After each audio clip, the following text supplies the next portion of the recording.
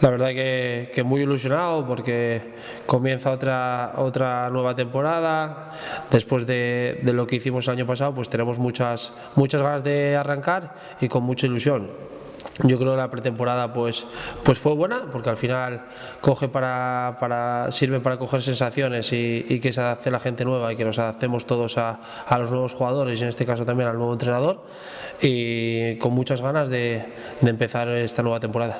Bueno, pues la verdad que muy bien. La verdad que a Pablo ya lo conocíamos, llevaba 2 años ya en el cuerpo técnico. Yo creo que es un poco seguir con la línea que veníamos estos años atrás, y yo creo que adaptándonos un poco a lo que nos pide, queriendo ser pues el equipo que quiere y desee tener, y con muchas ganas de empezar. No podemos pensar otro objetivo que no sea la permanencia.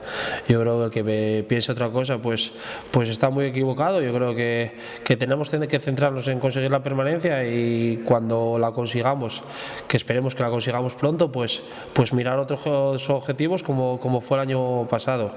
Yo creo que el objetivo del Langreo por presupuesto y por todo, viendo los presupuestos que hay en la categoría, tiene que ser la permanencia, pero luego que nadie nos quite la ilusión y que nadie nos quite las ganas de hacerlo lo mejor posible. Pero paso número 1, centrarnos y conseguir la permanencia cuanto antes. Pues la gimnástica, la verdad que nos llevamos enfrentando bastantes años en la categoría, los conocemos muy bien, y además pues firmó jugadores bastante contrastados en la categoría. Yo creo que firmó muy buenos jugadores, y yo creo que nos vamos a esperar una muy buena gimnástica. Pero bueno, sabemos que en casa pues nosotros todos los años somos un equipo muy fuerte, tenemos que hacernos muy fuerte en casa con nuestra gente, y yo creo que tenemos que salir e intentar conseguir los 3 puntos desde la jornada 1. Sí, ya lo vimos. Yo creo que el año pasado pues la primera vuelta pues hicimos una primera vuelta muy buena en casa, y yo creo que tiene que ser esa tónica este año. Yo creo que años atrás nos caracterizamos porque Ganzábal es un campo difícil para los equipos que vienen de fuera. Yo creo que es un campo muy grande, pero con un césped que todos sabemos cómo está.